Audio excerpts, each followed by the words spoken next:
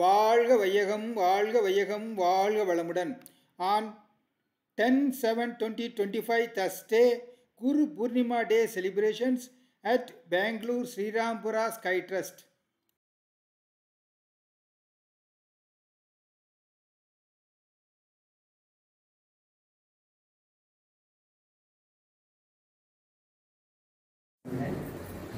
இன்றைய நாள் முழு பௌர்ணமி.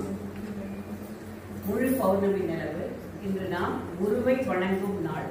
அப்படின்னா யாரெல்லாம் நமக்கு தெளிவு கொடுத்தார்களோ அவர்களை எல்லோரையும் போற்றும் நாள், வணங்கும் நாள் என்று நேற்று உங்களுக்கெல்லாம் கொஞ்சம் சொல்லியிருக்கோம். எல்லாருக்கும் அவங்க கிடைச்சா நேரில் வாழ்த்துங்க, அப்படி இல்லைன்னா அவங்க மனசாரையாவது அப்படின்னு நினச்சி வாழ்த்துங்க. நமக்கு ஆரம்ப காலத்திலிருந்து நிறைய அதாவது நமக்கு குரு இல்லாமல் நம்ம எந்த ஒரு தெளிவையும் பெற முடியாது.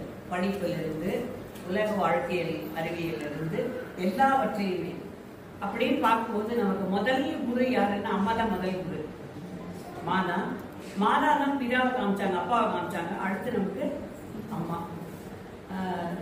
தாயின் சிறந்த கோயிலும் இல்லை, தந்தை சொல்மிக்க மந்திரமும் இல்லை. அடுத்து நமக்கு குருவானது நம்மளுடைய தந்தை. அப்போ அப்பா அம்மா தான் நம்மளுடைய முதல் குருவாகும். அவங்க தான் நமக்கு எல்லாத்தையும் சொல்லிக் கொடுத்தாங்க. நடையிலிருந்து, பேச்சிலிருந்து, எழுத்திலிருந்து, சொல்லிலிருந்து, உறவுகளிலிருந்து, பாசத்திலிருந்து, உலக எல்லாவற்றையும் முதல்ல நமக்கு சொல்லிக் கொடுத்தவங்களே நம்மளுடைய தாய் தந்தை. அவங்கள நாம வணங்கணும். இப்போ நம்ம தியானத்தில் வணங்கணும். அடுத்து மாதா பிதா. பிதாக்கு அடுத்து யார் வர்றாருங்க?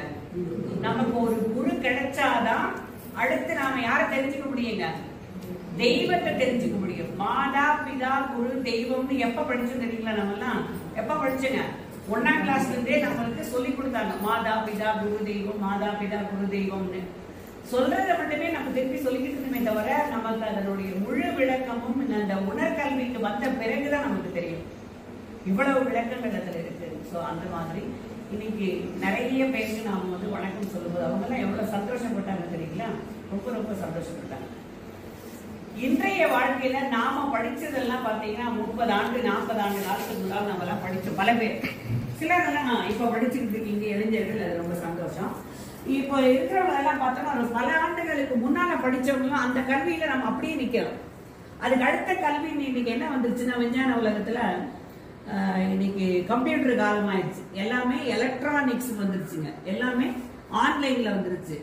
எல்லாத்தையுமே உலகம் பெருசு பெருசு பெருசு பெருசு. அந்த உலகத்தையே என்ன பண்ணிட்டாங்க? கையாளவான நம்மளுடைய செல்போன்லயே மொத்த விவரமும், உலகத்தினுடைய மொத்த விஷயங்களும், நம்முடைய நாட்டு விஷயங்கள் உட்பட, வீட்டு விஷயங்கள் உட்பட, உலக விஷயங்கள், விஞ்ஞானம் எல்லாவற்றையுமே நம்ம இன்னைக்கு அந்த செல்போனை தெரிஞ்சுக்கிற அளவுக்கு வந்துருச்சு. ஆனா அந்த செல்போனை நம்ம ஆப்ரேட் பண்ணி தெரிஞ்சுக்கிறதுக்கு நமக்கு ஒரு குரு வேணுங்க. செல்போன் இருக்கு எல்லாருக்கிட்டையும், அது எல்லாமே நமக்கு தெரியறது இல்லை. எல்லாமே நம்ம அமர்ந்த இடத்துலயே பெற முடியும்ன்ற அளவுக்கு இன்னைக்கு விஞ்ஞானம் வரும்.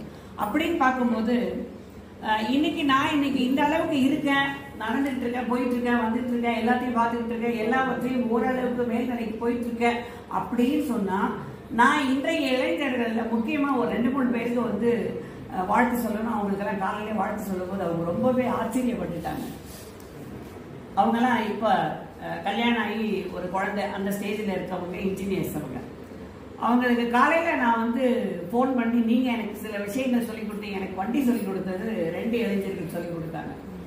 அவங்களுக்கு நான் போன் பண்ண பொழுது, உங்ககிட்ட நான் சில விஷயங்கள் தெரிஞ்சுக்கிட்டேன், அதனாலதான் வாழ்க்கையில் நான் இன்னைக்கு ரொம்ப நான் சந்தோஷமா முன்னோக்கி போயிட்டு இருக்கேன், இன்றைய உலகத்துல ஈடுபாடோட போயிட்டு இருக்கேன், அவங்களுக்கு ஈடு கொடுத்து போயிட்டு இருக்கேன் அப்படின்னு சொன்னா, அந்த செல்போனை முறையா சொல்லிக் கொடுத்தவங்க அவங்க 2 பேர்.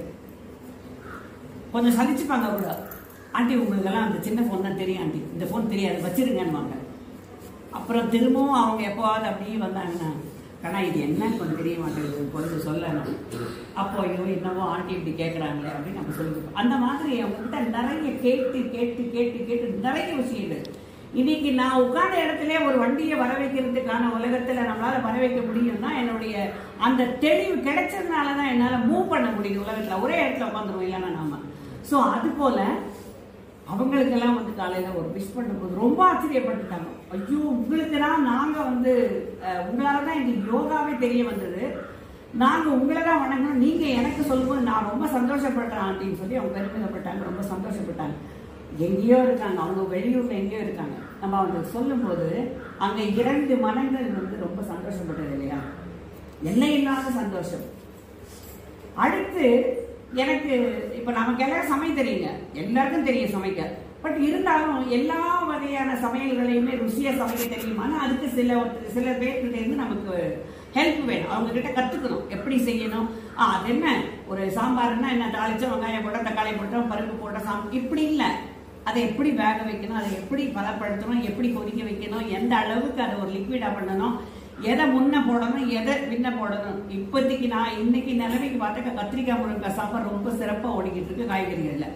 இப்போ அந்த கத்திரிக்காய் முருங்கைக்காய் சாம்பார்ல எல்லாத்தையும் ஒன்னா போட்டோம்னா குழம்பு சாப்பிடும்போது மாங்காய் இருக்காது. எனக்கே நானே முதல் அப்படி மாங்காவே இல்லைம்மா சாம்பார்லன்னு சொல்லுவேன்.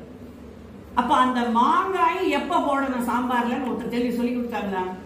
இது என்ன மேடம் இதெல்லாம் பெருசானா பெருசுதான். ஏன்னா அங்க ஒரு தெளிவு வேணும். எல்லாவற்றையும் நமக்கு ஒருத்தர் சொல்லிக் கொடுத்து வேணும். ஸோ அது போல எனக்கு பல சமையல்களை சொல்லிக் கொடுத்தவர் பல நூற்றாண்டுகளாக, பல ஆண்டுகளாக அவங்களுக்கு தேங்க்ஸ் சொல்லு, சந்தோஷப்படுத்தி அவங்களுக்கு ஒரு வாழ்த்து சொல்லுவது. என்னப்பா நான் சொல்லி கொடுத்தேன் உனக்கு, எனக்கு நீ வாழ்த்து சொல்றீங்க. நிறைய விஷயங்கள் நம்மளுடைய லைஃப் டிராவல்ல, இந்த 50 வருஷ டிராவல்ல எவ்வளோ விஷயங்கள் எனக்கு தெளிவுபடுத்தியிருப்பேன். எவ்வளோ விஷயங்கள் எனக்கு நீ குருவா இருந்திருக்க. அதுக்கு ஒரு நன்றின் போது ரொம்ப சந்தோஷப்பட்டாங்க. அவங்க ரொம்ப வாழ்த்துனாங்க. நான் ஒன்றும் அவங்களுக்கு கொடுக்கல. அவங்க சொல்லி கொடுத்த வித்தைக்கு நாம் நன்றி சொல்லும் போது அந்த மனம், அந்த ஆத்மா எல்லை இல்லாத சந்தோஷத்தை இந்த பிரபஞ்சத்துல வெளியே கொடுத்தாச்சு. ஐயோ நான் ரொம்ப சந்தோஷப்படுறேன் அவனுக்கு வாழ்த்தும் போது நானும் வெளியே கொடுத்துட்டேன், அவங்க வெளியே கொடுத்துட்டாங்க. அந்த வாழ்த்து இந்த உலகத்துல இந்த சுத்த வெளியில எல்லாருக்கிட்டையும் போய் சேர்ந்துகிட்டு இருக்குங்க. ஸோ அதுதான் சொல்றது, நம்ம கிட்ட ஜீவகாந்த சக்தி எவ்வளவு பல மடங்கு சக்தி வாய்ந்தது. எந்த சக்திங்க? வான்காந்த சக்தி. இந்த வானியல் நீங்க இந்த வெளியே கொடுத்து இந்த பிரபஞ்சத்துக்கிட்ட கொடுத்துட்டோம்னா அது கொண்டு போய் எல்லாருக்கிட்டையும் சேர்த்துருங்க. உங்களுக்கு என்ன வேணுமோ அத்தனையும் நமக்கு பிரபஞ்ச சக்தி கொடுத்துரும். இந்த வித்தையை சொல்லி கொடுத்தவர் நம்முடைய மகான். இன்னைக்கு நான் ரொம்ப சந்தோஷமா இருக்கேன், நான் நல்ல ஆரோக்கியமா இருக்கேன், நல்லா நடக்கிறேன். எனக்கு நடக்கும் பொழுது கால், இப்போ முதல்லலாம் எனக்கு ரொம்ப கால் பாரமா தெரியும், இப்போ லேசா நான் ஒவ்வொரு நடையின் போது நான் ரொம்ப சந்தோஷப்படுறேன். இந்த அளவுக்கு நமக்கு சக்தியை கொடுத்து, இந்த அளவுக்கு நமக்கு ஆரோக்கியத்தை கொடுத்துருக்காருன்னா அதுக்கு குருவினுடைய தெளிவு இல்லாம நான் இந்த அளவுக்கு வந்திருக்க முடியாது. இல்லைன்னா நானும் எல்லாரும் மாதிரி வீட்டுல உட்காந்துக்கிட்டு வெண்டது தின்னுட்டு வெளியே பார்த்துக்கிட்டு நமக்கு ஒரு என்ன சொல்றேன், நம்ம பார்க்கும் பொழுது இதுல என்னெல்லாம் பாசிட்டிவ் இருக்குன்னே பார்க்க மாட்டோம், இதுல என்னெல்லாம் குறை இருக்குன்னு தான் பார்ப்போம். அந்த குறைய பார்த்து அடுத்தவங்க கிட்ட சொல்லிட்டு அவங்களையும் அந்த நெகட்டிவ்க்கு போயிட்டு இப்படியான உலகத்துல இருந்திருப்பேன். ஆனா நமக்கு ஒரு வாழ்க்கையில குரு கிடைச்சார். அந்த குருவை பத்தி தான் இன்னைக்கு நம்ம பேச போறோம். நிறைய விஷயங்கள் பேச போறோம், நிறைய விஷயங்கள் தெரிஞ்சுக்க போறோம். ஸோ நம்மளுடைய குருவை வணங்கி அவரை பத்தி சொல்லணும் அப்படின் போது பாத்தீங்கன்னா, இங்க இருக்கவங்க யாரெல்லாம் அவரை தேடி போனீங்க, யாரெல்லாம் அவரை தேடி போனீங்க? வாழ்க வளமுடன் அப்படின்னு பார்த்த போது நாம முதல்ல அவரை தேடி போல, இப்ப பிடிச்சுக்கிட்டோம் அவரை. எப்படின்னு சொன்னா, நாம இந்த வகுப்புக்கு வந்த போது உடற்பயிற்சி ஏதோ சொல்லி கொடுக்குறாங்கன்னா நம்ம இந்த வகுப்புக்கு வந்தோம். எல்லாருமே வந்த போது அந்த உடற்பயிற்சி நல்லா இருந்தது. ஸோ அதில் ஈடுபடுத்திக்கிட்டோம். அந்த உடற்பயிற்சியின் போதே நம்மளுக்கு வாழ்க்கையை சொல்லிக் கொடுக்கும் பொழுது, நம்மளுக்கு குருவை பற்றி சொல்லி நமக்கு சொல்லும் பொழுதுதான் குரு என்பவர் இப்படி இருக்கார், இப்படி இது எல்லாத்தையும் கொடுத்திருக்காருன்னு தெரிய வந்தது. அப்ப என்னன்னா, தானாவே கிடைச்ச குரு தான் நமக்கு. நமக்கு ஒரு குரு வேணும், நம்ம தேடி போல தானாகவே நமக்கு கிடைச்ச குரு. அந்த குருவை பத்தி தான் நம்ம பேசுறோம். அதாவது ஆச்சாரிய தேவோ பவ, ஆச்சாரியா அப்படின்னு சொன்னா என்னன்னா குரு அப்படின்னு சொல்லி வர வடமொழி. ஆச்சாரிய தேவோ பவ, அவர் தான் நம்முடைய தேவன், அவர் தான் நம்முடைய தெய்வம், அவர் தான் நம்முடைய இறைவன், அவர் தான் நமக்கு எல்லாமே. எழுத்தறிவித்தவன் இறைவன் அப்படின்னு சொல்லுவாங்க இல்லையா? அது போல எல்லாவற்றையும் கொடுத்தவர் அவர் தான். இறையே நமக்கு அவராக தான் தெரிகிறார். இப்போ வேதாத்ரி அவரா நம்மளை தேடி வரல, நாம அவரா நம்மளை தேடி வந்து நமக்கு கிடைச்ச குருதான் நம்முடைய வேதாத்ரி மகரிஷி. நம்மளே ஒருவேளை குருவை தேடி போயிருந்தோம்னா இந்த நேரம் நம்ம எப்படி இருந்திருப்போம் அப்படின்னு சொன்னா, தேடி போயிட்டு இருக்க குருவை தேடி போறவங்களுடைய செய்திகள் எல்லாம் பல விஷயங்கள்ல நம்ம பாக்குறோமா இல்லையா? நம்ம அதை பத்தி நிறைய பேச வேணாம், மீடியாக்களை தெரிஞ்சுக்கிறோம். நிறைய எந்தெந்த குருவை தேடி போனவங்க எல்லாம் வித்தையை கத்துக்கிட்டாங்களா, மனம் அமைதி அடைஞ்சாங்களா, இல்ல அவங்க வாழ்க்கையில நல்ல மேல்நிலைக்கு வந்தாங்களா அப்படின்னா கிடையாது. என்னன்னா, பல பேர் குருவை தேடி போனவங்க கைலாசத்துக்கே போய் சேர்ந்துட்டாங்க. நிறைய பாக்குறோம், கைலாசத்துக்கே போய் சேர்ந்துட்டாங்க. அப்போ ஒரு குரு தேடி வரார் அப்படின்னு சொன்னாலே என்னுடைய கருமையம் தூய்மையாகிவிட்டது என்று பொருள். குரு அதாவது குரு தேடி வரான்னு சொன்னாலே வந்துட்டார். நமக்கெல்லாம் வரல, நமக்கெல்லாம் வராருன்னு இல்ல, வந்தாச்சு. நமக்குள்ள எல்லாம் குரு வந்தாச்சு. இப்ப என்னங்க அர்த்தம்? நமக்குள்ள கருமையம் தூய்மையாகிவிட்டது. சந்தோஷப்படுங்க, நமக்குள்ள கருமையம் தூய்மையாக ஆகிவிட்டது என்று பொருள். நாம் நம் முன்னோர்கள் செய்த தொட்டிருக்கோம். நிறைய கோயில்களை பத்தி நாம சொல்றோம் அப்படின்னா, எவ்வளவுதான் நினைச்சாலும் நாம அந்த கோயிலுக்கு நிறைய கோயிலுக்கு போக முடியல அப்படின்றது நமக்குள்ள இருக்காதுங்களா? அந்த சாமி நம்மள வர வைக்கல அப்படின்னு நிறைய பேசுறோமா இல்லையா? பேசுறோமா இல்லையா? ஐயோ அந்த கோயிலுக்கு நான் போகவே முடியல, அந்த சாமி என்ன வர வைக்கவே இல்லை இன்னும் அப்படின்னு நிறைய விஷயங்கள் நிறைய நேரத்தில் நம்ம பேசுறோம். அப்படின்னு நிறைய சொல்றோம். அவர் வரமாட்டாருன்னு சொல்லுவோம். அவர் நான் என்ன கூப்பிடல, அவர் வரமாட்டாரு அப்படின்னு நிறைய நேரத்தில் விரக்தியா சொல்லுவோம். இந்த அறிவு திருக்கோயிலுக்கு நம்ம கருமையம் தூய்மையாக இருந்து முன்னோர்கள் புண்ணியம் செய்திருந்தால் மட்டும்தான் இந்த வேதாத்ரி என்னும் ஆச்சாரியரை நாம் அணுக முடியும்.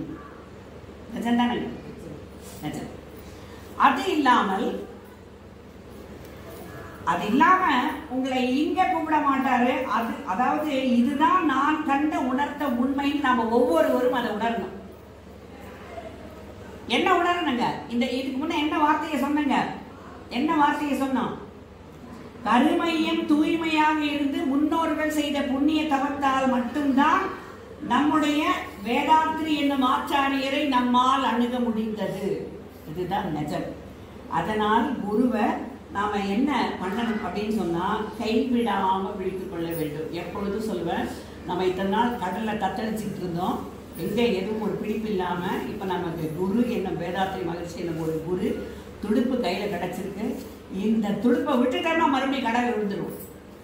விடாம பிடிச்சுக்கிட்டு ஒரு டச்ல அப்படியே இருந்து அவருடைய தத்துவங்களை நாம ஃபாலோ பண்ணிக்கிட்டு இருந்தோம்னா வாழ்க்கையில எப்பொழுதுமே அமைதியும் ஆரோக்கியமும் சந்தோஷமாக நம்முடைய வாழ்க்கை முழுவதும் நமக்கு பிறகும் நம்மளுடைய ஆத்மா மிகவும் அமைதியும் சந்தோஷத்தோடும் பிறரோட கலந்து தூய்மை பெறும், முழுமை பெறும். அப்ப குருவை சிவனாக அறிவித்தவர் யாருங்க? அதாவது நந்தி தான் திருமூலரை குரு அப்படின்னு சொல்லி நமக்கு அறிவித்தது. நந்திதேவன் சொல்றாங்க, குருதான் சிவமாக இருக்கின்றார், தனியாக சிவமாக இல்லை அப்படின்னா சிவனுடைய அத்தனை அம்சங்களையும் கொண்டவர் தான் குரு என்பவர். அப்ப குரு கிட்ட என்னன்னா, இறைவன் கிட்ட என்னெல்லாம் அம்சங்கள் இருக்கோ அத்தனை அம்சமும் நம்ம குரு கிட்ட இருக்கு. அத்தனை அம்சங்களையும் கொண்டவர் தான் குரு அப்படின்னு சொல்றது. எல்லாரும் சொல்றது அதுதான். வேதாத்ரி மகரிஷியை பார்த்த நாம் எல்லாம் எவ்வளவு பேர் கொடுத்து வச்சிருக்கோம் தெரியாது. நீங்க பார்த்தது எத்தனை பேர் இருக்கீங்க? அத்தனை பேரும் என்ன சொல்லணுங்க? புண்ணியம் செய்தவர்கள், கொடுத்து வைத்தவர்கள். எவ்வளவு சந்தோஷம்னா அந்த நிறைவை நாம் அனுபவிக்கணும். நிறைய பேர் என்ன சொல்லுவாங்க, நம்மளை பார்த்து பொறாமப்படுறாங்க. கரெக்டாக சொல்லணும், பொறாமன்னு சொல்லக்கூடாது, ஏக்கப்படுறாங்கன்னு சொல்லலாம். பரவாயில்லைங்க, நீங்கள்லாம் குருவை பார்த்துருக்கீங்க. இப்போ கூட நாங்கள் தவ தத்துவ விளக்கம் போகும்போது சிலரெல்லாம் பேசும்போது சொன்னாங்க, நீங்கள்லாம் எப்போ இணைஞ்சிங்க, எப்போ பார்த்தீங்கன்னா. ஆனால் நம்மளை விட பல பேர், நிறைய பேர் இன்னும் எனக்கு முன்னாலே கூட நிறைய பேர் சேர்ந்தவங்க வந்திருந்தாங்க. ஆனால் எனக்கு அப்புறமா சேர்ந்தவங்கெல்லாம் நிறைய பேர் சொன்னாங்க, நாங்கள் குருவை பார்க்கலங்க, ரொம்ப நீங்கள்லாம் புண்ணியம் பண்ணவங்க அப்படின்னு ரொம்ப ஒரு சந்தோஷமாக தெரிவிக்கிறாங்க. நிறைய அந்த நம்மளை பார்த்து ஒரு ஏக்கத்தோடு பார்க்குறாங்க. ஏன்னா பருமுடலை தாடி வைத்து ஜுப்பா போட்ட மனிதரை பார்த்தோம் அப்படின்னு எல்லாரும் நினைக்கிறோம் இல்லைங்களா? இறைவனையே இங்கே பார்த்தோம் சிலர் வேதாத்ரி மகரிஷியை அப்படின்னு எல்லாருமே நம்ம நினைக்கிற அளவுக்கு நமக்கு எல்லாவற்றையும் கொடுத்துக்கிறோம் வேதாத்ரி மகரிஷி. ஒரு அம்மா PhD படிச்சவங்க சொல்றாங்க, அவங்க எழுதியதை கைடு 4 பேர் பார்க்குறாங்க. ஒரு அம்மா படிச்சிருக்காங்க PhD படிக்கும்போது அவங்க எழுதணும், அதை எழுதுனதை கைடு பார்க்குறாங்க. 4 பேர் கைடு இருப்பாங்க. அப்பதான் அவங்க அந்த நிறைவாகும் அவங்களுடைய PhD படிப்பு. அதில் ஒருத்தர் கேட்குறாரு, வேதாத்ரி மகரிஷி அவர்கள் சொல்றீங்களே, மகரிஷி அவர்கள்னா அவர்கள் யாரை குறிப்பிடுகிறீர்கள்? மகரிஷின்னு சொன்ன பிறகு அவர்கள் என்ற வார்த்தைக்கு இடமே இல்லையே, கிடையாதுன்னு சொல்றாங்க. இறைவனுடைய மொத்தமும் அம்சமும் அவர்தான்னு சொல்றாங்க. பேருக்கெல்லாம் அவங்க இடமே கிடையாது. ஒரு ஞானி அவருக்கு வேதாத்ரின்னு பேர் வைத்திருக்கிறார்.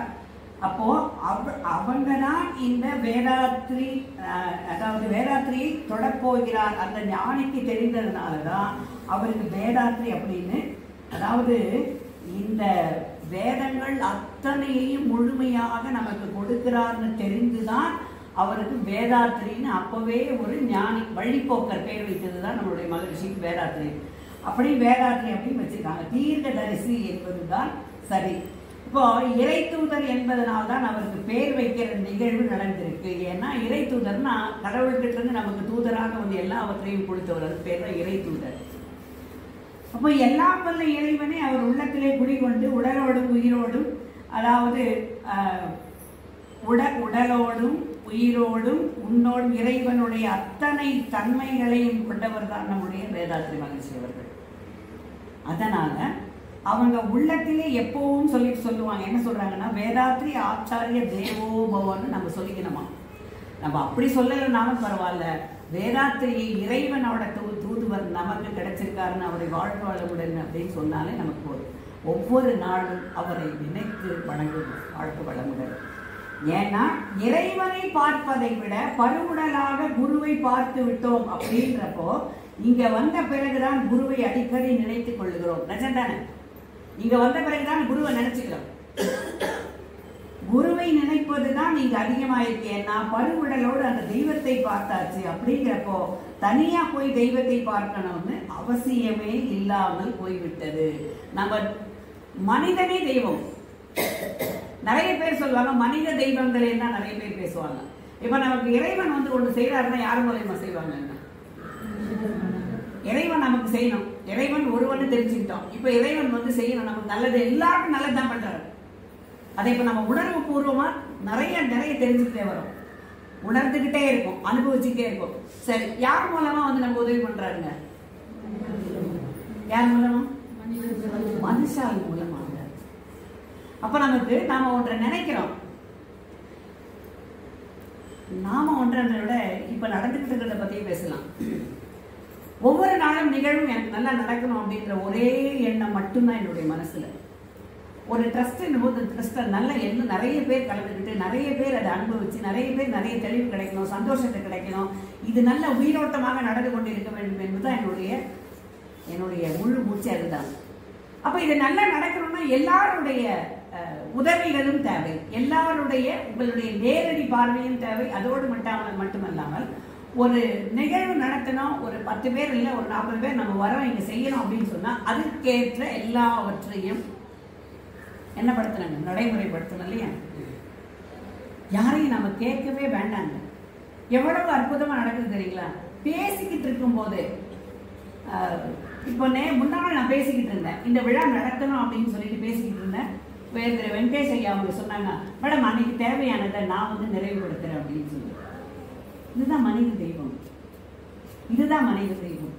அப்போ நாம கேட்கவே வேணாம், நம்ம நினைத்தோம் ஆனால் நல்லது செய்யணும்னு நினைச்சோம்னாவே போதுங்க. அதாவது தானாகவே நடக்குது. எப்படி செய்ய போறோம், எப்படி செய்வோம் அப்படின்னு சொல்லி வேற மாதிரி நம்ம நினைச்சோம் நெகட்டிவ் போவே கூடாது. எப்பவுமே பாசிட்டிவ்ல இருந்தால் எல்லாமே நல்லா நடக்கும். அடுத்த நிகழ்வு நமக்கு நடக்க போது சௌமித்திரன் ஐயாவோட நிகழ்வுக்கு அது நல்லபடியாக நடக்கணும். இன்னும் நமக்கு நிறைய ரெஜிஸ்ட்ரேஷன் ஆகல. இப்ப அது போல அந்த ஒரு விழாவை பத்திய சிந்தனை, ஒரு 200 பேர் சேரணும், அவங்களுக்கு நாம எல்லாம் ரெடி பண்ணணும். 2 நாள் உணவுகள், அடுத்தது ஐயா ப்ரொஃபஸர் வர வைக்கிறோம்னா அவங்களுக்கு தேவையான நிறைவுகள் எல்லாம் நம்ம செய்யணும். அப்படிங்கும் போது மனதுக்குள் தினமும் என்னுடைய ஒவ்வொரு மூச்சும் என்ன சொல்லிக்கிட்டு இருக்குன்னா நல்லபடியாக நடக்கணும். அந்த ஒரே எண்ணம் மட்டும்தான் எனக்கு இருந்துட்டு இருக்கு. ஆனா இன்னைக்கு ஒரு போன்ல ஒரு செய்தி வருது, மேடம் நான் என்ன செய்யணும்னு சொல்லுங்க, நான் வந்து செய்யறேன் அன்னைக்கு அப்படின்னு சொல்லி. எப்படி ஒரு சந்தோஷம் பாருங்க, எப்படி ஒரு சந்தோஷம் பாருங்க.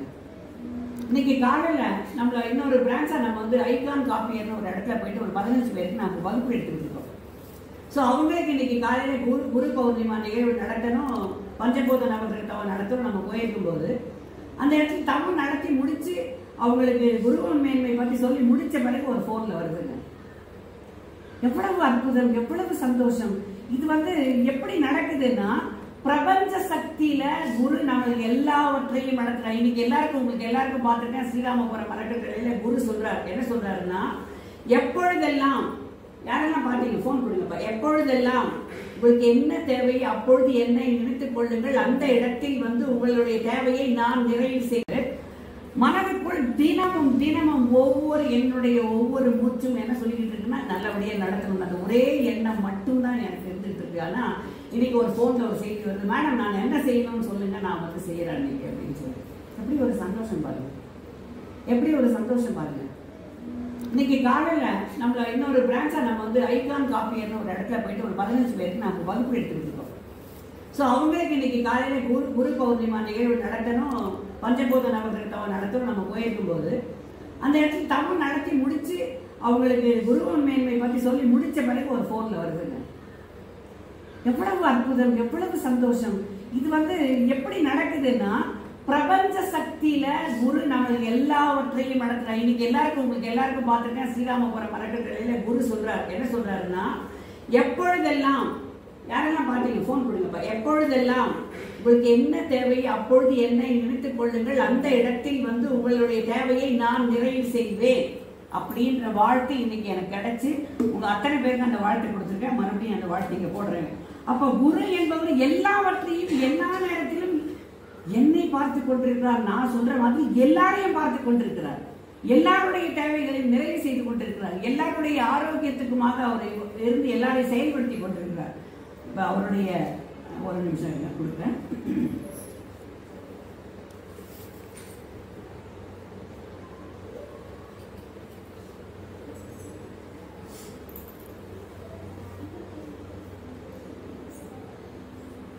எத்தனை பேர் பார்த்தீங்க மெசேஜ்?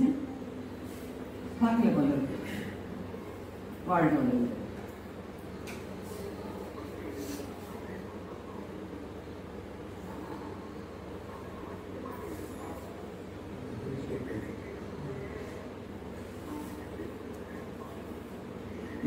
எப்ப உங்களுக்கு தேவையாக இருந்தால், அது அவசிய தேவையாக இருந்தால் என்னை நினைத்துக் கொள்ளுங்கள், அப்பொழுது உங்களுக்கு அந்த நிறைவை அதுக்காக நம்ம 1 கோடி ரூபாய் கேட்ட மாதிரி கேட்கக்கூடாது. என்ன தேவையோ அதை அறிந்த போது சொன்ன பொழுது நம்ம மகிழ்ச்சியை நினைத்து வாழ்த்தின போது அந்த தேவை என்ற இடத்தில் நான் வந்து உங்களுக்கு நிறைவு சொல்றேன் அப்படின்ற வாழ்த்தை இன்னைக்கு நமக்கு குரு கொடுத்திருக்காரு. எவ்வளவு ஒரு அற்புதமான ஒரு நிகழ்வு பாருங்க. அது போல நமக்கு குருவானவர் எல்லாவற்றையும் எல்லா நேரத்திலும் நமக்கு கொடுத்து கொண்டிருக்கிறார். பருவுடனோடு அந்த தெய்வத்தை பார்த்தாச்சு அப்படிங்கிறப்ப தனியா போய் தெய்வத்தை பார்க்கணும்னு அவசியம் இல்லை. அதனால உங்களை யாரையும் நான் கோயிலுக்கு போக வேணான்னு சொல்ல, சாமி கும்பிட வேணான்னு சொல்ல, அந்த அளவுக்கு நமக்கு இறைவனாகவே ஒரு குரு கிடைச்சிருக்காரு. உடனே எல்லோரும் கோவிலுக்கு போகக்கூடாதுன்னு சொல்றீங்களா அப்படின்னா அப்படி கிடையாது. அடிக்கடி அறிவு திருக்கோயிலுக்கு வாங்கன்னு தான் நம்ம எல்லாரையும் அழைக்கிறோம். வேற என்ன சொல்ல முடியும்? அறிவால் தான் தெய்வத்தை உணர முடியும். நம்மளுடைய அறிவால் தான் இப்போ உணர்ந்துட்டு இருக்கோம், உணர முடியும்.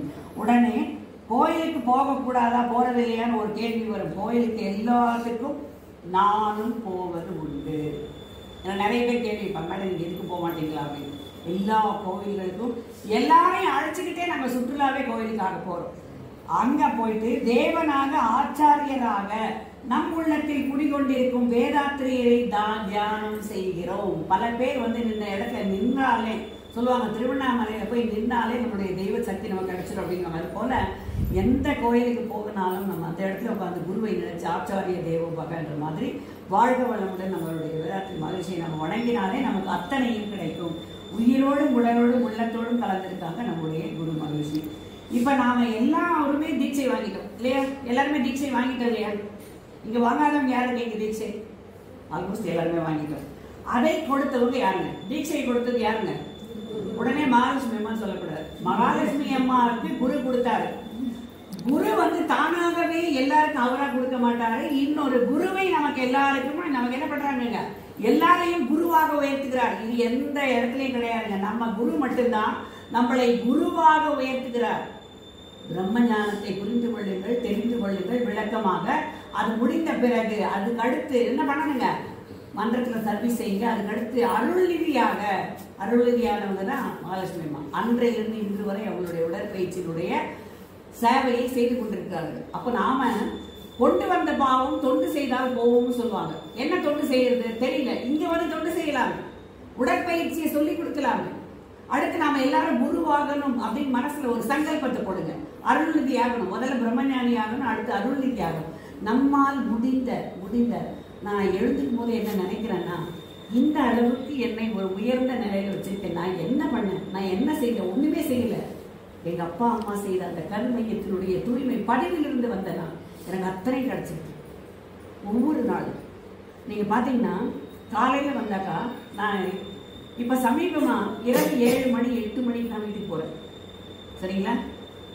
சாதாரணமாக வீட்டு நிலைமைங்க, வீட்டுல இருக்கவங்க என்ன சொல்லுவாங்க, சாதாரண சொல் வழக்கு எப்படி இருக்கும்னா, எப்படி சொல்லுவாங்க, காலையில வந்து நான் மாலை இரவு 7 மணி 8 மணி 9 மணி கூட வீட்டுக்கு போறேன்.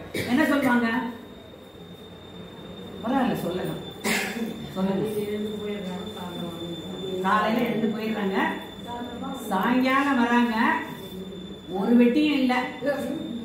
அது என்ன பண்றாங்களோ அவங்களுக்கு தான் தெரியும் அப்படிங்கிறத நினைப்பாங்க. ஒரு பாய் தலானி கூட ரொம்ப லேட்டா போனா 11 மணிக்கு போகும்போது சொல்றது பேசாம அங்கேயே படுத்துட்டு இருக்கலாம். ஆனா நல்லது நம்ம சொல்ல என்ன சொல்ல வரேன், நான் உண்மையா சொல்றேன், நான் ரொம்ப புண்ணியம் பண்ணேன். இன்னைக்கு நான் வந்து நம்முடைய ஒருங்கிணைப்பாளர் கணபதி சார் கிட்ட பேசிட்டு இருந்தேன். சார் எவ்வளவு புண்ணியம் பண்ணிருக்கலாம், பிளஸ்டு சார், நான் ரொம்ப பிளஸ்ட், நம்ம எல்லாருமே பிளஸ்டு. அதை என்னை பத்தி சொல்லணும், ரொம்ப பிளஸ்டுன்னு சொல்லிக்கிறேன். ஏன்னா காலையில வந்து எனக்கு பொது சேவைக்காகவே வந்து நான் எல்லாத்தையும் செய்துக்கிட்டு போறேன். நாம வீட்டுல போனோம்னா இங்க ஒரு முகம் அங்க ஒரு முகம் திரும்பிக்காம வந்த உடனே தண்ணி குடிக்கிறீங்களா, காஃபி வேணுமா, இல்ல டிஃபனே சாப்பிட்றீங்களா டைரக்டா கேட்கும் போது அடட என்ன போ சொர்க்கமே இங்கதான் இல்லைங்க, எவ்வளவு ஒரு சந்தோஷம் இல்லையா? காலையில நான் வந்து எழுந்து வரேன் அப்படின்னு சொல்லுவோம். இதெல்லாம் இங்க நடக்கிற உண்மையை சொல்றேங்க, தெரிஞ்சுக்கங்க. என்ன ஒரு நாள் இந்த யோகா கிளாஸ்க்கு வேண்டாம்னு சொன்னதுதான் என்னுடைய குடும்பம், என்னுடைய வீட்டுக்காரர். நிறைய முறை சொல்லியிருக்கேன், இப்பவும் சொல்றேன். ஏன்னா பசங்க எல்லாம் படிக்கணும், பசங்க எல்லாம் விட்டுட்டு போயிடக்கூடாது, போனையா கத்துக்கிட்டே வீட்டுல இருப்போம், அந்த பிரம்மஞானமும் வேணாம், எதுவும் வேணும். அப்ப எல்லார் வீட்லயுமே இயற்கையாக அப்படித்தான் சொல்லு வரும். அப்படி சொன்ன குடும்பம், என்னுடைய குடும்பம், எல்லாருமே எனக்கு இசைந்து செயல்படுகிறார்கள். பெரியவன் போன் பண்றான் வெளியூர்ல இருந்து, அப்ப நான் கிளாஸ்ல இருக்க, அப்புறம் பேசுறேன், வச்சிடறேன். வேறவங்களா என்னமா வெட்டி எப்ப பார்த்தாலும் கிளாஸ்ல உட்காந்துருக்கேன். நாங்க ஏதோ ஒரு அவசரமா சொல்லணும்னா எப்பவுமே கிளாஸ்ல இருக்கேன். அவங்களுக்கு ஒரு கோபம் வரலாம் இல்லையா, இயல்பா வரலாம் இல்லையா? புரிந்து கொண்ட மக்கள் எனக்கு கிடைச்சிருக்காங்க. நான் எவ்வளவு ஒரு பிளஸ்டு. கணவர் புரிந்து கொண்டிருக்கிறார், வீட்டுல இருக்கவங்க, மகன், மருமகள், குழந்தை, பேரன் கோச்சிக்கிறான். காலையில இன்னைக்கு நான் அவனோட விளையாடல, சமீபமா கொஞ்சம் வெளியே வர இருந்தாலும் புரிஞ்சுக்கிறதுக்காக சொல்றேன். ஒரு வாரமா நான் அவனோட கொஞ்சம் மகளிர் விளையாடல.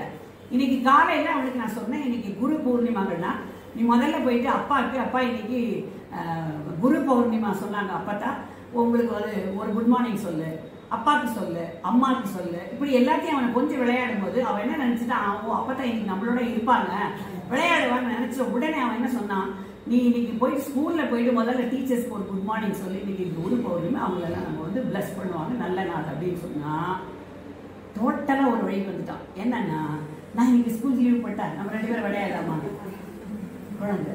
சோ எல்லாருமே அன்பாக என்னை அனுசரித்து எனக்கு எல்லாவற்றையும் கொடுத்திருக்கிறாங்க அப்படின்னு சொன்னா, இதை விட பிளஸ்ட் என்னங்க வேணும்? எல்லாருக்கும் எல்லாமும் இது கிடைக்கும் என்பதுதான். நம்ம செய்யறத சரியா செய்துட்டு போனா வீடும் புரிந்து கொள்ளும், உலகமும் புரிந்து கொள்ளும். உறவுகள் கூட என்ன ஒரு நாள் அப்படிதான் சொல்லுச்சு, எப்ப பாரு யோகா கிளாஸ், அது என்னதான் பண்றீங்களோ திரும்பி சன்னியாசி ஆயிடுவீங்களா அப்படின்னு. சன்னியாசியா இல்லை, சன்னியாசியா வந்து இங்க செய்யறது வந்து மகிழ்ச்சி கொடுக்கல. சோ அது போல எல்லாருமே உறவுகள் புரிந்து கொண்டது, நட்பு வட்டாரம் புரிந்து கொண்டது. இன்னைக்கு நம்ம அவங்கள ஒரு விஷ் பண்ணோம்னா அவங்க நம்மள உயர்ந்த நிலையில் பாக்குறாங்க. அதுக்கு காரணம் என்னங்க, நாம ஒரு சாதாரண மனிதர், நம்ம ஒண்ணுமே செய்யல. அவ்வளவு உயர்வாக பார்ப்பதற்கு நம்முடைய வழிகாட்டியான குருதான் காரணம். இதை நான் ஒவ்வொரு நிமிடமும் என்னுடைய ஒவ்வொரு செல்ஸும் பதிவாயிருக்கு. நான் அவ்வளவு சந்தோஷப்படுறேன். அந்த சந்தோஷத்துக்கு அளவே இல்லை. காலையில எந்திரிச்ச உடனே குளிச்சுட்டு நான் கிளம்பணும் அப்படின்னு சொல்லி அடுத்து கிளம்புறேன் அப்படின்னா நான் எதையும் எதிர்பார்ப்பதில்லை. ஏன்னா யாருக்கும் தொந்தரவு கொடுக்க கூடாதுன்னு சொல்றான், யாருக்கும் துன்பம் கொடுக்க கூடாது இருப்பது. ஆனா சாப்பாடு எல்லாமே வந்து 2 இடத்துலயும் சாப்பாடு வந்துருக்குங்க, ஒரே இடத்துல கூட வர்றதில்லை. ஒண்ணு மல்லிகைமா கொடுப்பாங்க, இல்ல எங்க உறவுகள் யாராவது ஃபோன் பண்ணி கிளாஸுக்கு வந்திருக்கேன்னு கொடுப்பாங்க. அவங்களுக்கு நான் கேட்க சொன்னேன். அப்ப எங்க இருந்தாவது உணவு எதையும் நீ செய்யறத செஞ்சுக்கிட்டே போ, உனக்கு எல்லாமே கொடுக்கும் அப்படின்றதுக்காக தான் சொல்றவர். இது எல்லாமே நமக்கு இறைவன் கொடுத்தவர் குருவுடைய பிளஸ். குரு அத்தனையும் கொடுத்திருக்கிறார். ஸோ இந்த மாதிரி சந்தோஷமாக சேவை செய்ய அனைவரும் முன்வாங்க தான் எல்லாருக்கும் சொல்றேன். நான் உங்களை யாரையும் கம்பல் பண்றேன், உணர்ந்து செய்வதுதான் சிறப்பு. இப்ப நமக்கு கிடைச்சிருக்க ஒரு உள்ளத்தில் குடிகொண்டிருக்கும் வேதாத்திரியை தியானம் செய்கிறோம். நம் குரு என்பவர் நம் உயிரோடும் உடலோடும் கலந்திருக்கிறார். வற்றாயிருப்பிலிருந்து அருளாற்றலை கொடுக்கிறேன்னு சொல்றாரா இல்லைங்க? வற்றாயிருப்பு என்று எதுங்க? சுத்த வெளி, தூய வெளியிலிருந்து நமக்கு சொல்றாரு. அனைத்தையும் இப்ப சொன்னா பாருங்க, அருளாற்றலை நான் அள்ளி கொடுக்கிறேன், வற்றாயிருப்பிலிருந்து எடுத்து கொடுக்கிறேன், குறையவே குறையவே குறையாதுன்னு சொல்றாரு. இறைவனுடைய இருப்பிலிருந்து எடுக்க முடியும்னா யாரால எடுக்க முடியுங்க? இறைவனுடைய இருப்பு என்பதுதான் சுத்த வெளியில் உள்ள வற்றாயிருப்பு பேராற்றல். அதுல இருந்து யாரால எடுக்க முடியுங்க? ஆசானால மட்டும்தான் எடுக்க முடியும். அப்போ இறைவனுடைய இருப்பிலிருந்து எடுக்க முடியும்னா யாரால எடுக்க முடியும் அப்படின்னா இறைவனால தான் எடுக்க முடியும். இறை ஆற்றல் தான் எடுத்து கொடுக்கிறார். அப்போ இறைவனாகத்தான் அவர் இருக்க முடியும். அங்கிருந்து எடுத்து நம்ம அள்ளி கொடுக்கிறாருன்னா அவர் இறைவன் தானே. இப்ப சொன்னார் இல்லையா, எந்த நேரத்துல வேணாலும் என்ன நினைச்சுக்கங்க, உங்களுக்கு தேவையானதை அள்ளி கொடுப்பேன் அப்படின்னு அவர் சொல்றாரு. அப்படின்னா அவர் தானே இறைவன்.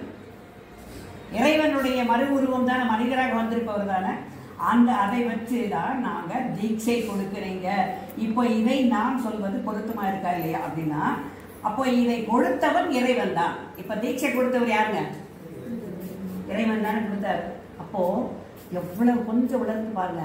என்னமோ அங்க போனேன், ஒரு 4 நாள்ல தீட்சைன்னு சொன்னாங்க அப்படின்னு நினைக்காதீங்க. இறைவனே வந்து இறை சக்தியை நமக்கு உணர்த்தி இருக்கிறார். உணர்ந்து பாருங்க, மனசுல உணர்ந்து பாருங்க, புல்லரிச்சு போயிடுங்க. ஆம், இறைவனே சொல்றது கொஞ்சம் அப்படித்தான் இருக்கும். இதை நான் சொல்லல, வேதமே அப்படித்தான் சொல்கிறது. குரு பிரம்மா, குரு விஷ்ணு, குருதேவோ மகேஸ்வரவா, குரு சாட்சாத் பரபிரம்மா, தஸ்மை ஸ்ரீ குருவே நமக அப்படின்னு சொல்லி வேதத்தை சொல்லி கொடுத்துருக்காங்க. ஆனா வேதாத்ரி மகரிஷி அதுல இருந்து எடுத்து கொடுத்துட்டாவே. மற்ற கோயில் எல்லாம் நல்ல வயிறு நிறைய பிரசாதம் கொடுக்குறாங்க. கோயில் என்ன கொடுக்குறாங்க? பிரசாதம். ஆனா மகரிஷி நமக்கு எதை அள்ளி கொடுக்குறாருங்க? இங்க வரைங்க, அறிவித்திரு கோயில் வரைங்க, என்ன அள்ளி கொடுக்குறாருங்க? அருளை அள்ளி கொடுக்கிறார். என்ன கொடுக்குறாருங்க? அருளை அள்ளி கொடுக்கிறார். மூளை நிறைய வச்சுக்கப்பான்னு கையிலேயே கொடுத்துட்டாரு. அதை வச்சுதான் நாம இன்று வரை வாழ்ந்து கொண்டிருக்கிறோம். வற்றாயிருப்பு வாங்கிட்டோம்ல, பாவம் போயிடுச்சுல. அதாவது அந்த வற்றாயிருப்புல நாம கையில வாங்குறப்போ நம்ம கண்களில் கண்ணீர் வருகிறது.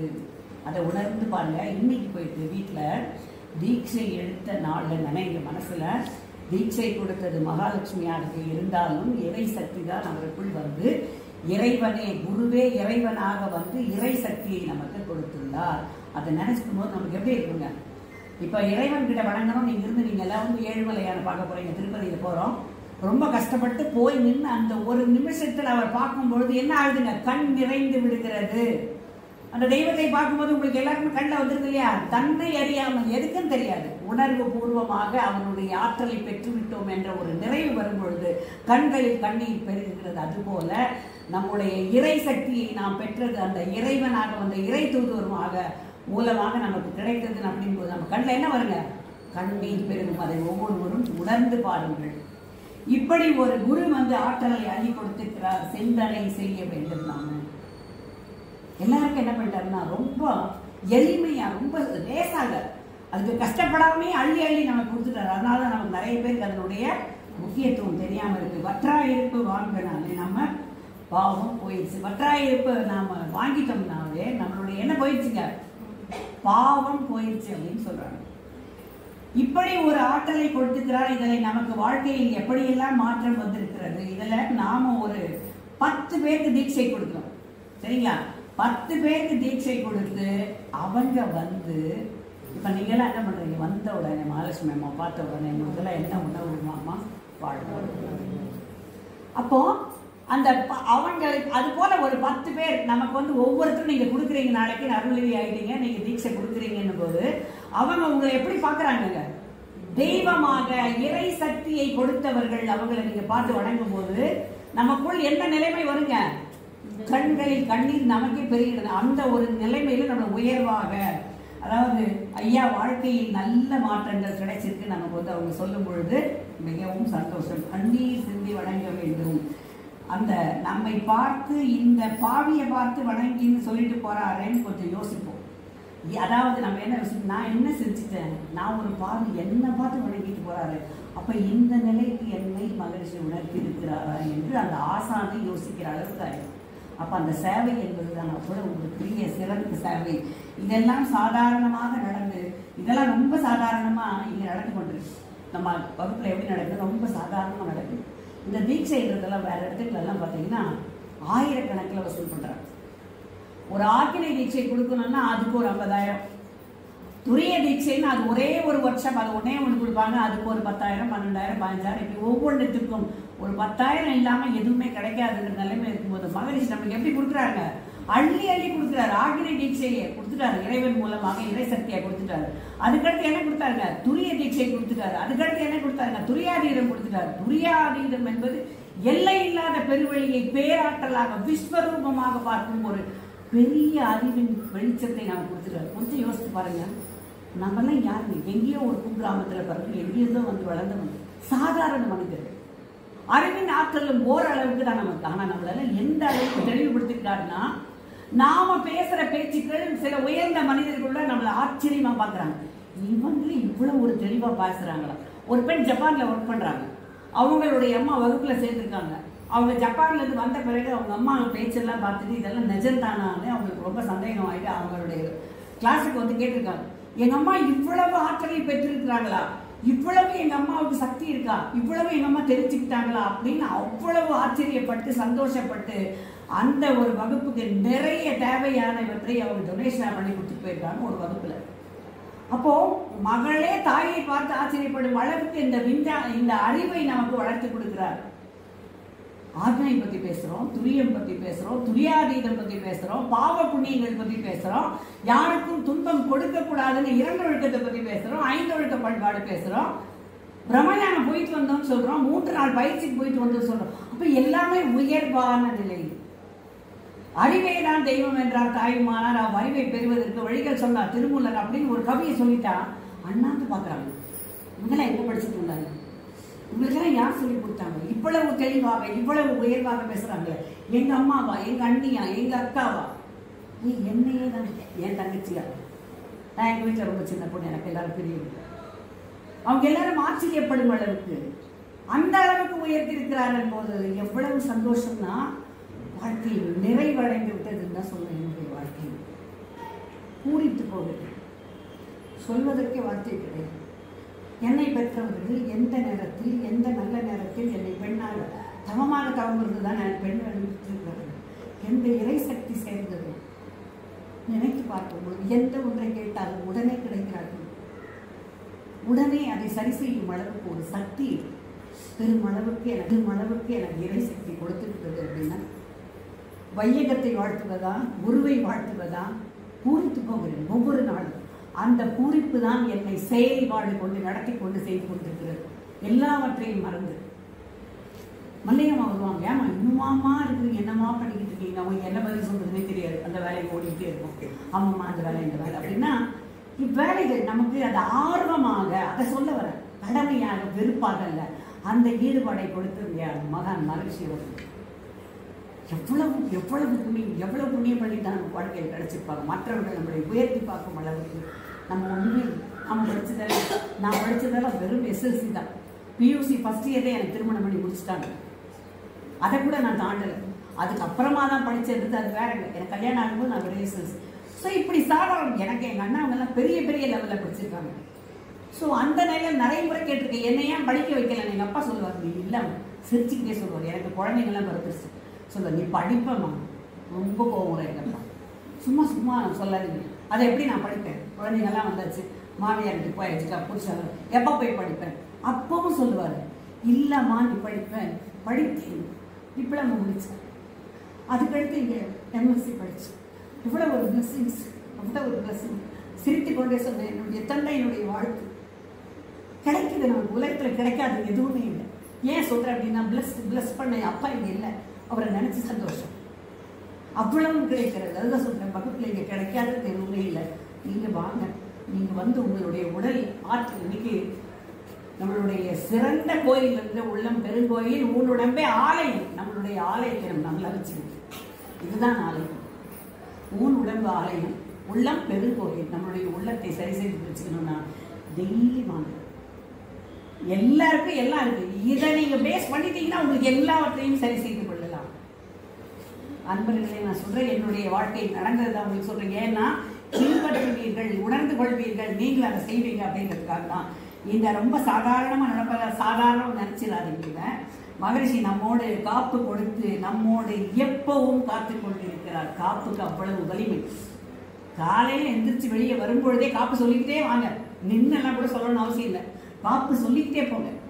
அருட்காப்பு நமக்கு அப்பே கவசமா கொடுத்திருக்கார். அருட்பேராற்றல் இரவும் பகலும் எல்லா நேரங்களிலும் எல்லா இடங்களிலும் எல்லா தொழில்களிலும் பாதுகாப்பு உறுதுணையாகவும் பாதுகாப்பாகவும் வழி நடத்துவதுமாகவும் அமையுமாக என்னுடைய இந்த நாளை சிறப்பாக வழி நடத்தி வாழ்க வளமுடன் சொல்லிக்கிங்க. நல்லா நடக்கும். அன்னிலிருந்து இன்னை வரைக்கும் அந்த வாழ்த்து இல்லாத அந்த இது போடாத, அடுத்து எங்க பேர் மாதிரிலாம் வந்தா கூட அந்த வண்டி சுத்தி அவங்க சுத்தி காசு போட்டுதான் நமக்கு பட்டு பார்க்கும்போது கொடுப்பாங்க, பார்த்தா வெளியே போனா வாழ்க வளமுடன். நான் ரொம்ப சந்தோஷம். சாதாரணமான யோகம் அல்ல இது, குண்டலினி யோகம். இந்த யோகம் என்னன்னா சாதாரணமான யோகம் கிடையாது. குண்டலினி யோகம். குண்டம் என்பது நெருப்பு, அலி என்பது இரண்டு பார்க்கும், பெண்பால் ஆண்பால். குண்டலினி யோகா ஸ்கை, அதாவது குண்டலினி யோகம் என்பது உள்ளொளி, தியாக ஒளியாக மாற்றி விடக்கூடாது. அதை தீயாக மாற்றி விடக்கூடாது. குண்டம் என்பது நெருப்புன்னு சொல்றாங்க இல்லையா, அதை நெருப்பா எரிச்சிடாதீங்க. நமக்குள்ள குண்டம் நெருப்பு இருக்கு, அதுதான் சக்தியாக மாற்றி கொண்டிருக்கிறோம். அதுதான் குண்டலினி சக்தி. அதை வெறும் தீயாக மாற்றி விடாதீர்கள். நிறைய தீயாக தான் மாற்றி கொண்டிருக்கிறார் வெளியேற்றவங்க. நாம தான் இப்போ வந்து சக்தியாக மாற்ற வழி நடத்தி கொண்டிருக்கிறோம். மகரிஷி அதை தீயாக மாற்ற அனுமதிப்பதே இல்லை. நம்ம கிட்ட தீட்சை வாங்கிட்டான், இவரை வாழ்நாள் முழுவதும் காப்பாற்ற வேண்டிய முழு பொறுப்பு. வாழ்நாளுக்கு அப்புறம் கூட துரியாதீதம் வாங்கிட்டான், வாழ்நாள் அப்புறம் கூட அது செல்லும். அதனால் அன்பர்களே, நாம ஈஸியாக இங்கே வந்தோம், ஈஸியாக தீட்சை வாங்கிட்டோம் அப்படின்னு நினைக்க கூடாது. நிறைய பேருக்கு நாங்கள் ஒத்துட்டோங்க, ரொம்ப சுலபமாக எல்லாவற்றையும் கிடைச்சிருச்சு, நம்ம கேட்காமலே நம்ம கிடைச்சிருச்சு அப்படின்னு நம்ம சுலபமாக நினைக்க கூடாது. ரொம்ப ரொம்ப கவனமாக இருக்கணும். தீக்குழியில் இருக்கிற மாதிரி தீக்குழியில இறங்குகிறப்ப கவனமாக ஓடுறாங்க. கொஞ்சம் தவறினாலும் ஜோலி முடிந்தது. நெருப்பு மிதிச்சு போறாங்க இல்லைங்களா? எப்படி போறாங்க? எப்படி போறாங்க? கவனத்தோட 4 இடத்துல மிதிச்சு தீ தாடுறாங்க. கொஞ்சம் கவனம் தவறிட்டா என்ன ஆயிடுங்க? கரணம் தப்பினா மரணம் என்று போல நடந்து விடும். அப்படி ரொம்ப கவனமாக இருக்கணும். அதே மாதிரி தான் குண்டலினி யோகமும் அந்த அளவுக்கு கவனமாக இருக்க வேண்டும். குண்டலினியை கொஞ்சம் கொஞ்சமாக ஏற்றுகிறோம். குண்டலினி நெருப்பு தான். மகரிஷி அவர்கள் குண்டலினி யோகத்தை நமக்கு ஸ்கை ஈஸியாக கொடுத்து கொண்டிருக்கிறது. சிம்பிளிஃபைட் குண்டலினி யோகா மற்றொரு பொருள். ஸ்கை அப்படின்னா என்னங்க? வானம். வானத்தை சுலபமாக பார்க்க முடியுமா அப்படின்னு ஒரு கேள்வி. அதாவது இப்படி பார்த்தா வானம் தெரியுது இல்லைங்களா?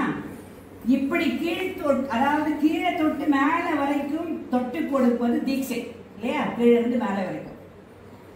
இதுதான் சிம்பிளிஃபைட் குண்டலினி யோகா. வானத்தை பார்க்கிற மாதிரி அது.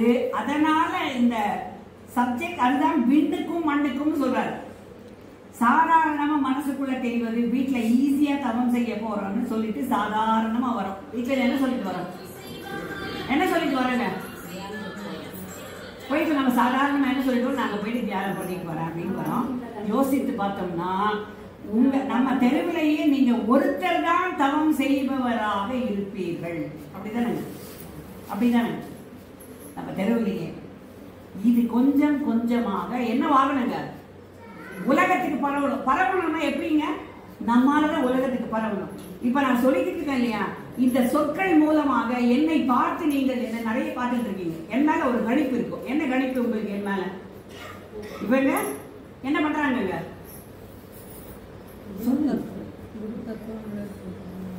சொல்லி கொடுக்குறாங்க, யோகா கூப்பிடுறாங்க. முழு நாளும் யோகத்துக்காகவே சேவை செய்து கொண்டிருக்கிறார்கள். நம்ம எல்லோருக்கும் நன்மை. அப்போ ஒரு முன்மாதிரியாக தெரியுதா இல்லையா? யாராவது ஒருத்தர் பார்த்தா இவங்கள மாதிரி நம்ம ஆகணும் நம்ம நினைக்கணும். முதல்ல நம்ம நினைக்கணும். நினைக்கும் போது என்னாலெல்லாம் அப்படி எங்க முடியும் அப்படி நினைச்சோம்னா நம்மளால முடியாது. நாமும் இது போல் ஒரு சேவை செய்வதற்கு தகுந்ததாக என்னை தகுதியை வளர்த்து கொடு. இறைவன் கிட்ட கேளுங்க, பிரபஞ்சத்துக்கிட்ட கேளுங்க, மகிழ்ச்சி தானா உங்களுக்கு அந்த சக்தியை கொடுப்பார். அப்போ அது மாதிரி நீங்க உங்க தெருவில் நீங்க ஒருத்தர் தானா உங்களுடைய பழக்கம் நல்லா இருக்கணும், பேச்சு நல்லா இருக்கணும், பண்பு நல்லா இருக்கணும், உங்களுடைய நடவடிக்கை நல்லா இருக்கணும். அப்ப என்ன நினைக்கிறாங்க அவங்க, இந்த அம்மா அந்த இடத்துக்கு போயிட்டு வந்ததுல இவங்க பார்க்கும் பொழுதே ஒரு தெய்வத்தை பார்ப்பது போல ஒரு தெரிகிறது. அவங்க கிட்ட கொஞ்சம் பேசும்போதே நிறைய அறிவாற்றலாம் பேசுறாங்க தெரிஞ்சு. அப்ப என்ன பண்ணுவாங்க அவங்க, அம்மா நீ போயிட்டு அந்த கிளாஸுக்கு நானும் வரேன், என்னையும் சேர்த்துக்கொள்ள அப்படின்னா. எனக்கு ஒருத்தர் 83 வயதான ஒருத்தர் சேர்ந்துருக்காங்க, துளசி அம்மாவோட தோழி ஒருத்தர் தெரிஞ்சவங்க. நானும் அந்த கிளாஸுக்கு வரணும், நானும் ஆழியாருக்கு போகணும், நானும் சுவாமிஜியினுடைய இடத்தை பார்க்கணும், சுவாமிஜி கொடுக்குறது அத்தனையும் வாங்கிக்கணும் அப்படின்னு.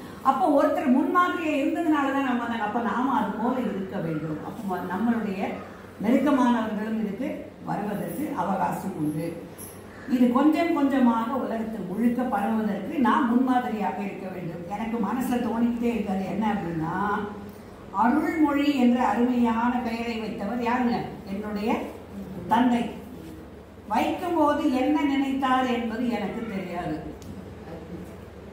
அதனால் இப்போது விளங்குகிறது, வேதாத்திரியின் அருளாற்றலை வாரி வழங்குவதற்காகத்தான் ஒருவேளை எனக்கு அருள்மொழி என்று பெயர் வைத்தார்கள் என்று சிந்திக்க வைக்கிறது. அப்படின்னா அருளை கொடுத்தல் என்பது என் சிரம் தாழ்த்தி தாய் தந்தையை வணங்குகிறேன்னு சொல்றேன். இப்பொழுது அருள்மொழியோடு வேதாத்திரி என்று இணைத்துக் கொள்ளலாமா என்று யோசித்துக் கொண்டிருக்கிறேன். நீங்க என்ன சொல்ல முடியுங்க, வச்சுக்கணும்னு சொல்லுச்சு. அதாவது நிறைய பேர் வச்சுட்டு இருக்காங்க அப்படி ஒரு சிந்தனையை. இப்ப கொஞ்ச நாள்ல அருள்மொழி வேதாத்திரி அப்படின்ற ஒரு பெயரை வைத்து மாற்றிக்கொள்ள, அதை இணைத்துக் கொள்ள வேண்டும் என்று ஒரு மனதில் தோன்றும் ஆற்றலாக தோன்றுகிறது. உயிரோடு கலந்திருக்கிறார். பார்ப்போம், காலம் பதில் சொல்லும். இதற்கு எது பதில் சொன்னாங்க? காலம் தான் பதில் சொல்லும். இப்ப மண் விண் அப்படின்னு நான் சொல்லும் போதே 2 விஷயம் தெரிந்து கொள்ளணும்.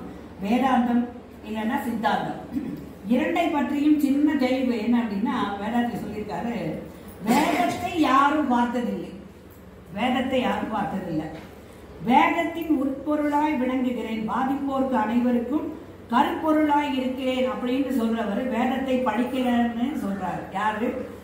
ஆனா வேதாந்தம்னா என்னன்னு படிக்காமலேயே விளக்கம் கொடுத்திருக்கிறார். என்னன்னு படிக்காமலேயே விளக்கம் கொடுத்திருக்கிறார். அதனுடைய வேதாந்தம்னா இறைவன் முதற்கொண்டு பஞ்சபூதங்கள் வரைக்கும் பேசுவதுதான் வேதாந்தம். நல்லா தெரிஞ்சுக்கங்க. பஞ்சபூதங்கள் முதற்கொண்டு இறைவன் முதற்கொண்டு பஞ்சபூதங்கள் வரையும் பேசுவதுதான் வேதாந்தம். அங்கு உயிரை பற்றிய பேச்சுக்கு இடமே கிடையாது. ஜீவனை பற்றி எதுவுமே கிடையாது. இது வேதாந்தம். பஞ்சபூதங்கள் வரைக்கும் தான் வேதாந்தம் இருக்கிறது. அடுத்து சித்தாந்தத்தை பற்றி. சித்தென்றால் உயிருக்கு அந்தமாக விளங்கக்கூடியதுதான் சித்தாந்தம்.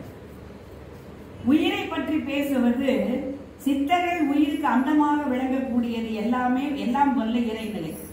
இறைநிலை பலவெளி, கடுவெளி, சுத்தவெளி என்று பல பெயர்கள் ஞானியர்கள் சித்தர்கள் சொல்கிறார்கள். சுவாமிஜி சுத்தவெளின்னு சொல்றாங்க.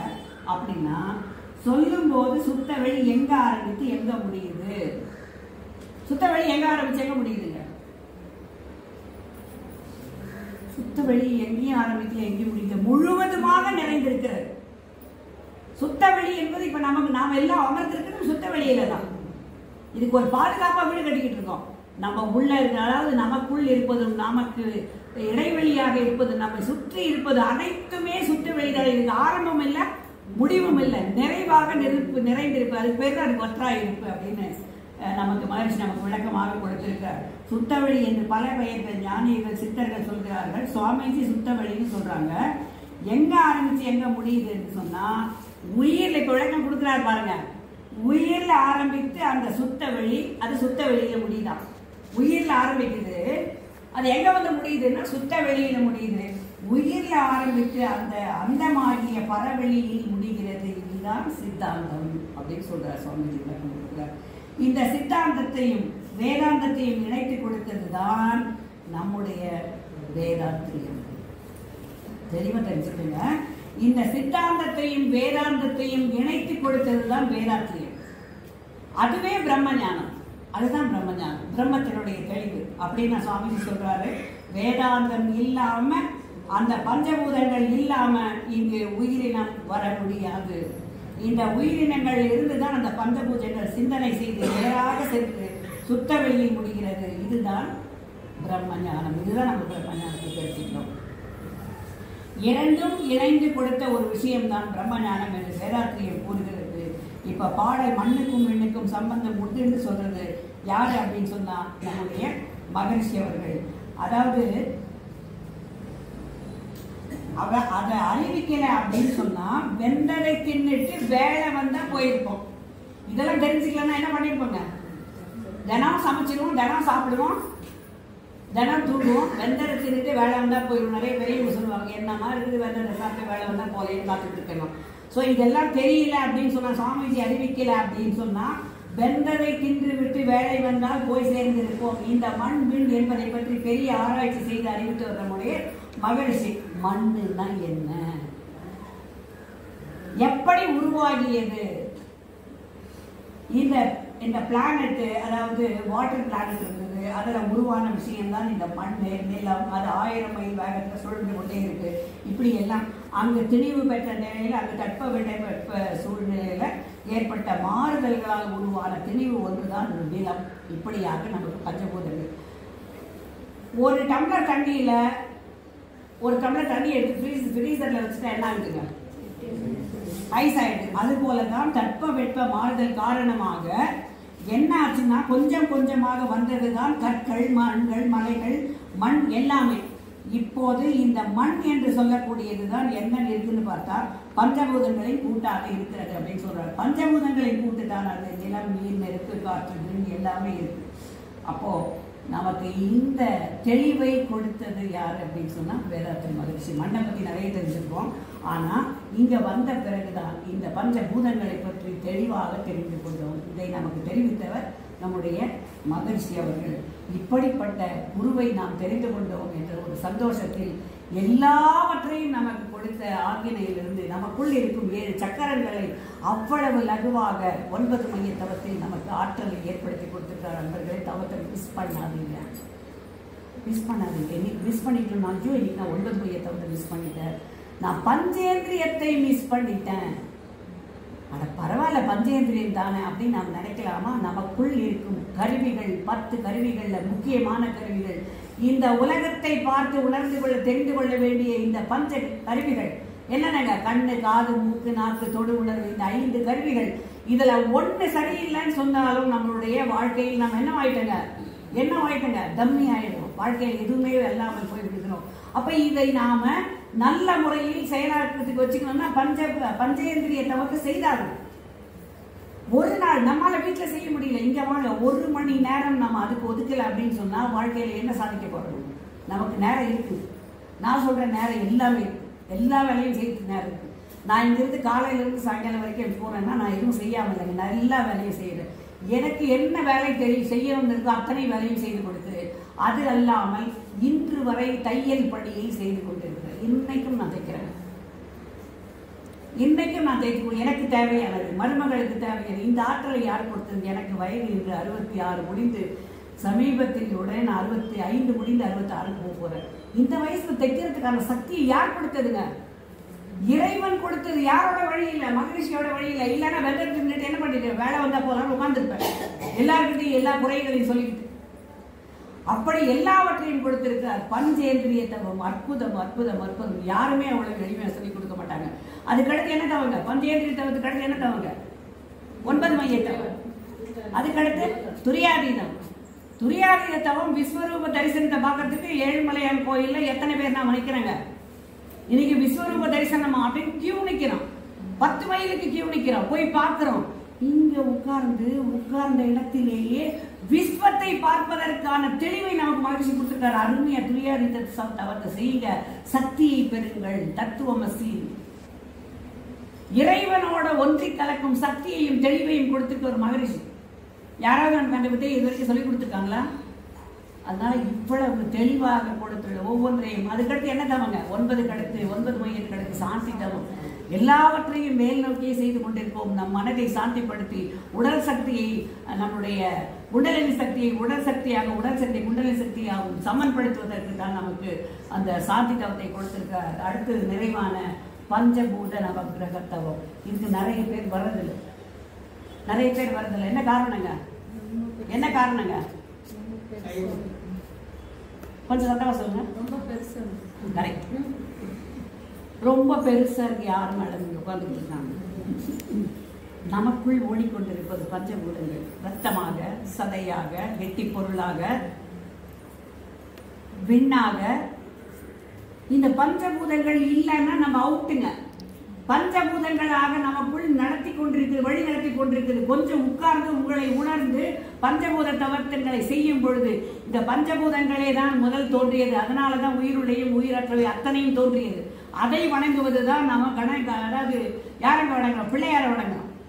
பஞ்சபூதங்களை வணங்குவதற்கு தான் பிள்ளையாரை வணங்குகிறோம். அதுக்கு ஒரு உருவத்தை கொடுத்தாங்க, அதுக்கு ஒரு விளக்கத்தை கொடுக்காத போயிட்டாங்க. மகர்ஷி கொடுத்திருக்காரு. காந்த சக்தியாக கந்தனை வணங்குகிறோம். நமக்குள் காந்த சக்தியாக ஓடிக்கொண்டிருப்பவர் முருகப்பெருமான். அப்ப எல்லாவற்றையும் தெளிவாக கொடுத்திருப்போம். அமர்ந்த இடத்திலே எல்லாவற்றையும் பெறுவோம் என்று தயவு செய்த அன்பர்களே, தவத்துக்கு வாங்க, உடற்பயிற்சிக்கு வாங்க. எல்லாவற்றையும் செய்வதோடு அல்லாமல் இந்த உலகத்துல எதையும் கற்றுக்கொண்டு மனிதன் அதை எடுத்து சொல்லக்கூடாது. என்ன பண்ணணுங்க? தானே தனக்கு மட்டும் வச்சுக்க கூடாது. அடுத்து என்ன பண்ணணுங்க? பிறருக்கு அதை நாம் சொல்லிக் கொடுக்க வேண்டும், எந்த வித்தையாக இருந்தாலும். அதனால அந்த வித்தை சொல்லிக் கொடுப்பதற்கு சேவை என்ற ஒரு மனப்பான்மை நமக்கு வர வேண்டும். நம்மளுடைய பாவங்களை கழித்துக் கொள்வதற்கு இது ஒரு பெரிய வழித்துணையாக இருக்கும் என்று சொல்லி இந்த வகுப்புக்கு வந்து அனைத்தையும் பெற்று சந்தோஷத்தோடு நம்முடைய குருவை வணங்கி இன்று நமக்கு அனைத்தையும் கொடுத்த குருவிரால் எல்லோருக்கும் எல்லாவற்றையும் எப்பொழுதும் செய்வேன் என்று இன்றைய நாளில் நம்ம கேட்டிருக்கோம். நமக்கு எல்லாவற்றையும் செய்வார் என்று சொல்லி இந்த சின்ன உரையை முடித்துக் கொள்கிறேன். நலத்தோட ஆரோக்கியத்தோட இந்த சேவையில் ஈடுபட்டுக் கொண்டே இருக்க வேண்டும் என்று அவர்களை வாழ்த்துவோம்.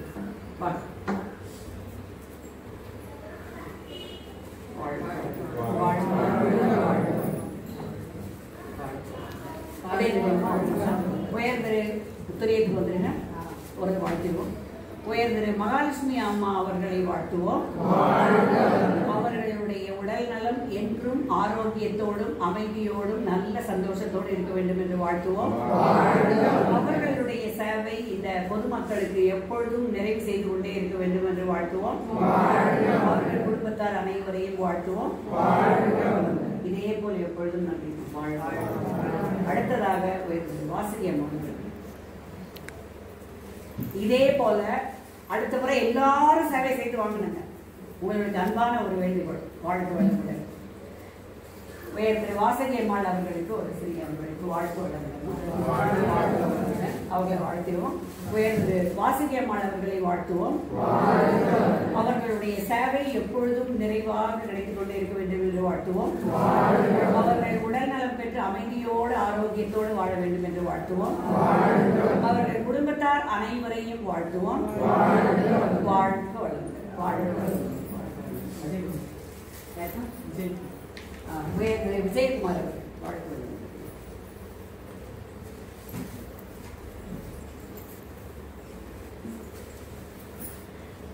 திரு விஜயகுமார் அவர்களை வாழ்த்துவோம்.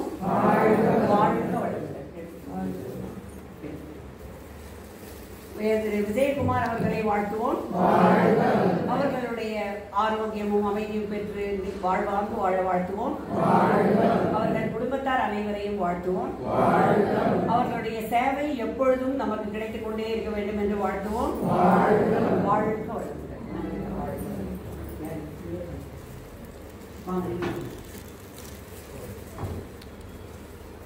வாங்க அணி வாங்க.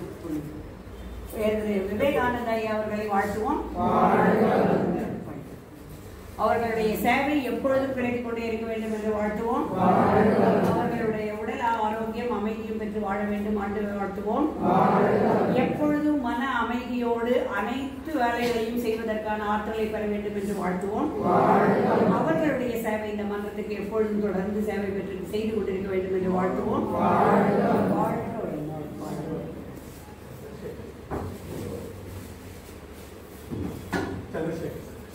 துளசி மாவன்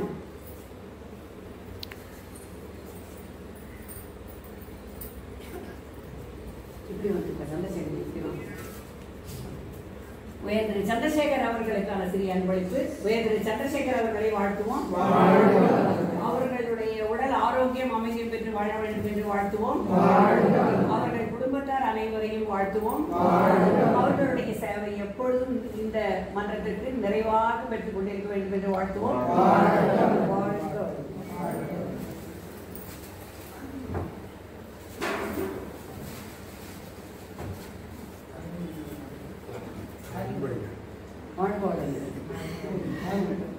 இப்ப நீங்க தான் சொல்லி வாழ்த்தணும்.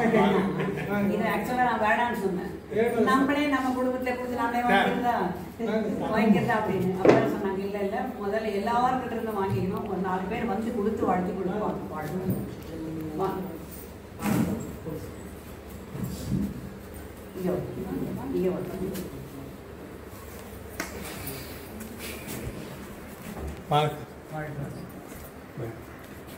உயர்திரு அருள்மொழி மேடம் அவர்களை வாழ்த்துவோம். அவருடைய இனிய குடும்பத்தை வாழ்த்துவோம். மேடம் அவர்கள் வாழ்க்கையில் எல்லா வளமும் நலமும் பெற்று ஓங்கி வாழ வேண்டும் என்று வாழ்த்துவோம். அவருடைய சேவை மேலும் மேலும் உயர வேண்டும் என்று வாழ்த்துவோம். அவருடைய ஆரோக்கியத்தை வாழ்த்துவோம். வாழ்க நிறை செல்வம் உயர்புற வெய்ஞானம் பெற்று ஓங்கி வாழ்க. இங்கே என்ன அப்படின்னாக்கா ஒரு ஸ்பெஷல் என்னன்னாக்கா மேடமுடைய சார் இருக்காருங்களா, விநாயகம் சார், அவருடைய பிறந்தநாள் இன்னைக்கு. அது வந்து ஆமாம், அது வந்து ஒரு ஸ்பெஷலாக இது சொல்லியிருக்காங்க. அதுக்கும் அவர் சொல்லி தான் அவங்க சில இதெல்லாம் ரெடி பண்ணியிருக்காங்க. அதுக்குண்டான ஈஃபை கொடுத்துருங்க. அவங்களே நம்ம கண்டிப்பாக வாழ்த்தி ஆகணும். கொடுத்துருவோம் அவர்கிட்டயே. அடுத்து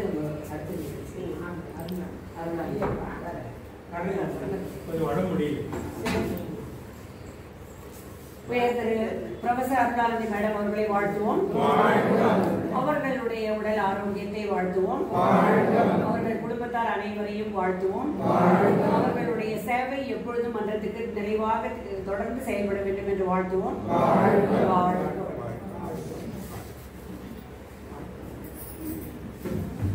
அடுத்ததுங்க சார் சொல்லிட்டாரு.